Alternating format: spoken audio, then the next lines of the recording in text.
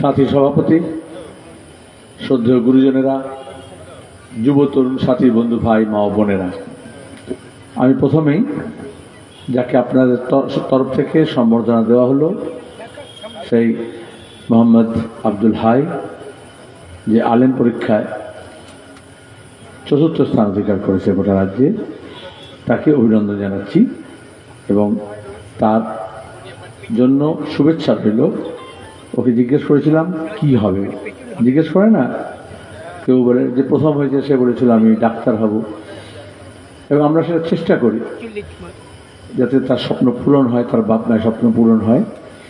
ও বলল আমি আরও পড়াশোনা করব, আলিমের পরে ফাজিল করবে, তারপরে সে গ্র্যাজুয়েশনের পরে আইএস আইপিএস পরীক্ষা দেবে, ব্যুরোক্র্যাট হওয়ার চেষ্টা করবে।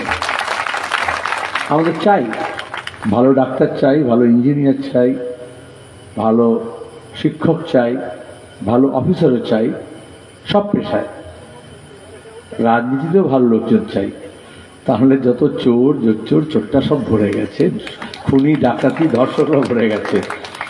আমরা আমাদের এখানে ব্যারাকপুরে আপনাদের সামনে জাতীয় কংগ্রেস সমর্থিত বামফ্রন্ট মনোনীত সিপিআইএমের প্রার্থী দেবদূত ঘোষকে প্রার্থী করেছি। তারই সমর্থনে এখানে সভা। ইতিমধ্যে জাতীয় কংগ্রেসের নেতারা, সিপিআইএম, বামফ্রন্টের নেতৃবৃন্দ আপনার সামনে বলেছেন। আহমেদদা বলছিল, উনি বলার শেষের দিকে আবার একটু যুক্ত করলেন মাদ্রাসা নিয়ে। আচ্ছা, মমতা ব্যানার্জি মুখ্যমন্ত্রী বলেছিল না 10,000 মাদ্রাসা করে দেবো, ক হাজার করেছে? বরঞ্চ আমরা যে এমএসকে এসএসকে করেছিলাম সেইগুলোর দিকে আর ফিরে তাকায়নি, চৌপাশ করে দিচ্ছে। আর 10,000 স্কুল আর মাদ্রাসা বন্ধ হচ্ছে।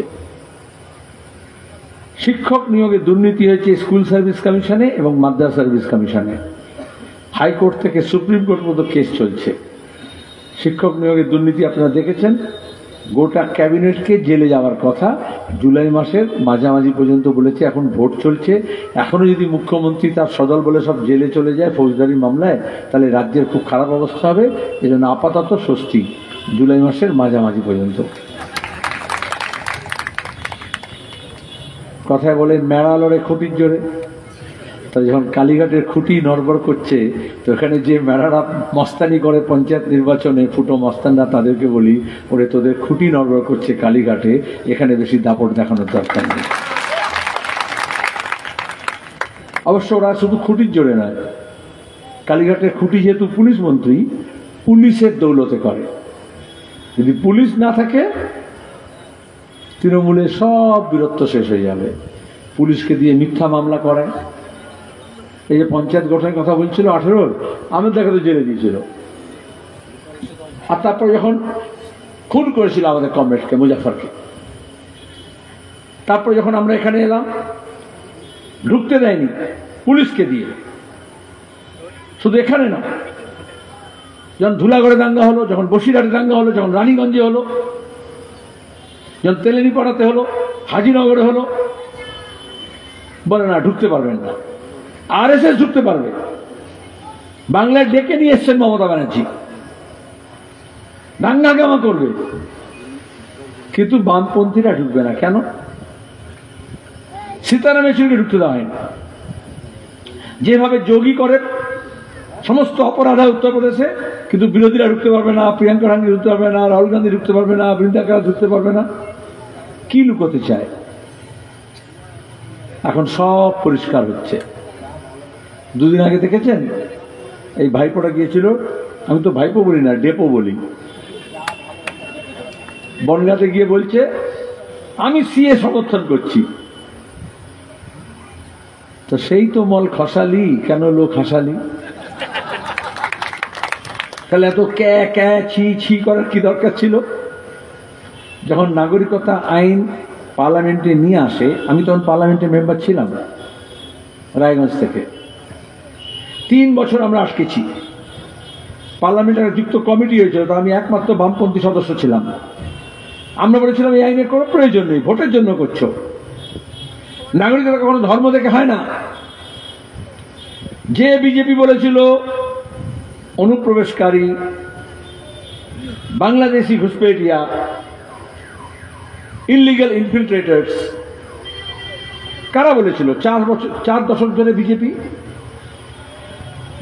তারপরে 2 দশক আগে মুখ্যমন্ত্রী মমতা ব্যানার্জি আদবানি কোলে যখন ছিলেন এনডিএতে, ডেপুটি স্পিকারের ওখানে গিয়ে মনে আছে ভোটার লিস্টের তারা নিয়ে গিয়ে ছুঁড়ে ফেলেছিলেন, আর বলেছিলেন এটাতে বাংলাদেশিদের নাম আছে। আর এই জন্যই নাগরিকতা আইন যখন এলো, কায়দা করে তার 7 জন এমপি বাইরে থাকলো, বিল পাস হয়ে গেল। আর এখানে রাস্তায় এসে বললেন গত বিধানসভা নির্বাচনে আমি আটকাবো। কে আটকাবে? আর তবে যেই ভোট হয়ে গেল সব ভোবা। এখন আবার যে ভোট এসছে আবার এনআরসি এর কথা বলছে। মানুষ বলছে আমি রুজির কথা বলো, রুটির কথা বলো, কাজের কথা বলো, শিক্ষার কথা বলো, স্বাস্থ্যের কথা বলো, হকের কথা বলো, ইনসাফের কথা বলো।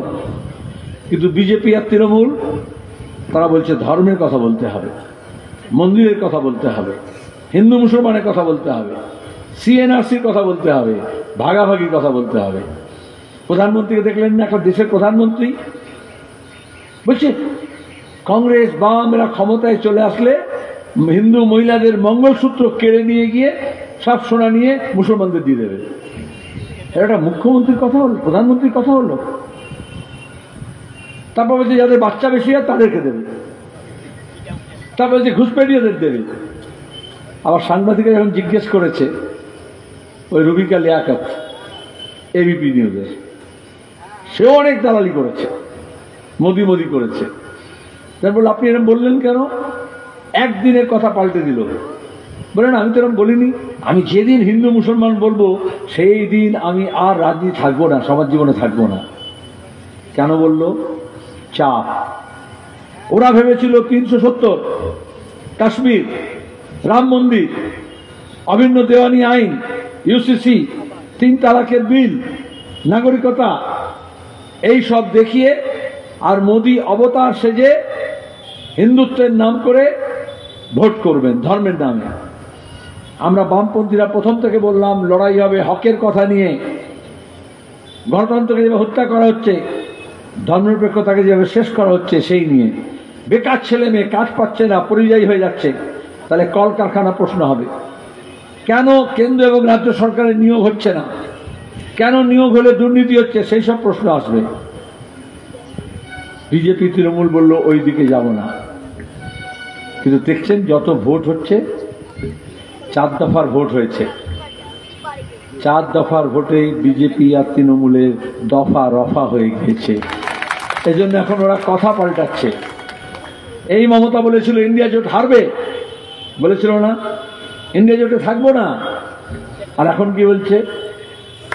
আর একবার সাদিলে খাইব। কালকে বলছে, 2 দিন আগে বলেছে আমি সিএ কে সমর্থন করছি ভাইপোর সঙ্গে সঙ্গে, আর এখন বলছে আমি তো ইন্ডিয়া জোটে আছি। কি করে আছে বাপু?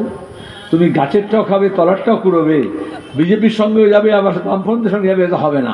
আমরা পরিষ্কার বলেছিলাম গোটা দেশে বিজেপির ভোট যাতে ভাগ না হয়, আমরা একসঙ্গে হব, কারণ দেশটাতে আগুন লেগেছে। আমি সবসময় বলি, আপনাদেরও বলি, ব্যাপারটা বুঝে নেওয়ার জন্য। অনেকে বলে বাম কংগ্রেস সব একসঙ্গে কেন হলো? আচ্ছা, খোদা না খাস্তা যদি আগুন লেগে যায় গ্রামে, পাড়ায়, মহল্লায়, বাজারে, লোকে আগুন আগুন বলে চিৎকার করে। ফায়ার ব্রিগেড তো অনেক পরে আসে, পুলিশ তো আসেই না। যদি না কামাইয়ের কোনো ব্যাপার থাকে পুলিশ কোথাও আসে না ধারে কাছে। কারণ পাড়ার ছেলেরা, মহিলা সবাই হয়ে করে আগুন আগুন চিৎকার করে, জল নিয়ে আসে, পানি নিয়ে আসে, আগুন নেভানোর চেষ্টা করে। দামাল ছেলেরা জীবন বাজি নিয়েছে, আগুনের মধ্যে ঢুকে যায় বাচ্চা বাঁচাতে, বুড়ো মানুষকে বার করতে। আচ্ছা, তখন কি কেউ দেখে কে ইস্ট বেঙ্গল, কে মোহনবাগান, কে মোহামেডান, কে সিপিএম, কে কংগ্রেস, কে তৃণমূল, কে বিজেপি, কে আইএসএফ দেখে? তখন সবাই এক কাট্টা হয়ে যায়। কেন এক কাট্টা হয়? কারণ আগুন নেভানোটা লক্ষ্য থাকে। তাহলে আজকে যখন দেশে আগুন লেগেছে, আমরা বললাম এসো সবাই এক কাট্টা হই, ইন্ডিয়া ব্লক করি। আজকে পরিষ্কার কারা আগুন নেভাবার জন্য এক কাঠটা হয় আর কারা আগুন জ্বালাবার জন্য এক কাঠটা হয়। যখন বেশিরভাগ লোক জল নিয়ে আসে আগুন নেভাতে, তখন কিছু মানুষ পেট্রোল আর কেরোসিন তেল নিয়ে আসে আগুনটাকে বাড়াতে। তাহলে আজকে বুঝে নিতে হবে, দেশে যখন আগুন লেগেছে, বাম কংগ্রেস আমরা এক কাঠটা হয়েছি দেশের আগুন নেভানোর জন্য, আর অন্যদিকে বিজেপি তৃণমূল ক্রমাগত কাছাকাছি আসছে যাতে সাম্প্রদায়িকতার আগুন বাড়ে, দেশে এবং রাজ্যে আগুন বাড়ে। এই রামনবমীর সময় আমরা দেখলাম না, বেলডাঙ্গে দাঙ্গা করলো না, বললো মুর্শিদাবাদে ভোট আটকাতে হবে, বিজেপি তৃণমূল দুজনের কোর্টে চলে গেল, কারণ অধীর আর সেলিমকে আটকাতে হবে। এই যে অধীর বাবু আর সেলিম বাবু এক কাঠটা হলেন, এতে মোদী আর মমতার খুব বিপদ হয়ে গিয়েছে। চোর জোচ্চোরদের বুক ধুকপুক করছে। বলে কেন ওদের চোর ধুকপুক করবে কেন? আসলে যে বললো না, লুট করেছে ঘরের টাকা, বিধবা ভাতার টাকা, সংখ্যালঘুদের স্টাইপেন্ড স্কলারশিপের টাকা, তপশিলি আদিবাসীদের হস্টেল ভাতা, এমনকি প্রতিবন্ধীদের ভাতা, ইমাম মসজিদদের ভাতা, যেখানে যা পেরেছে লুট করেছে। রেশন চুরি করে জ্যোতিপ্রিয় মল্লিক জেলে গেছে, ICDS এর চাল চুরি করেছে, মিড ডে মিলের খাবার চুরি করেছে, আমফানের রিলিফের টাকা চুরি করেছে, বন্যাত্রাণের টাকা চুরি করেছে। এখন দাঁড়িয়ে আমরা বললাম চিট ফান্ড থেকে আরম্ভ করে এই যত ঘুষের টাকা, নিয়োগের দুর্নীতির টাকা, এই সব আদায় করব। কি করে আদায় হবে? আখের মেশিন দেখেছেন? এই গরমকালে যখন তেষ্টা পায়, আখের রস বার করে না, খুব বড় মেশিন থাকে না, সাধারণ, অত দামি নয়, দুটো লোহার এরকম চাকা থাকে, আর তার মাঝখানে রসের আখগুলোকে ঢুকিয়ে দেয়, তারপরে চাকাগুলো একটু ঘোরাতে হয়, সব রস বেরিয়ে আসে। এইরকম তৃণমূলের মন্ত্রী, MLA, MP, নেতা, নেত্রী, প্রধান, এসব চা আঙুল ফুলে কলা গাছ হয়েছে, এদেরকে ওই চাকার মধ্যে ঢোকাতে হবে। ওই আখের মেশিনের চাকায় না, এই যে অধীর আর সেলিম, বাম আর কংগ্রেস জোট হয়েছে, এটা এই দুটো চাকা, এর মধ্যে পিষে বসে। হাততালি মারলে হবে না। হাততালি মারলে কি রস বেরোবে? আপনি বলুন, হাততালি মারে যে আখের রস বিক্রি করে কি করে? একটা চাকা থাকে, সেটা ঘোরায়, ঘন ডং ডং করে ঘন্টা বাজে, তাই তো? আগামী 5 দিন আপনার এই চাকাটা ঘোরান, দেখবেন ওতে সব রস বেরিয়ে যাবে। সব গুন্ডা, বদমাইশ, চোর, জোচ্চোর, ধর্ষক, লুটেরাদের রস বার করতে হবে। 5 দিন কংগ্রেস সমর্থিত CPI প্রার্থী দেবব্রতর জন্য কাজ করবেন, দেবদূত ঠাকুর ঘোষের জন্য। তাহলে 5 বছর এই মোহাম্মদ সেলিমরা, এই আহমেদ সাহেবরা, এই দেবদূতরা 5 বছর আপনাদের জন্য কাজ করবে।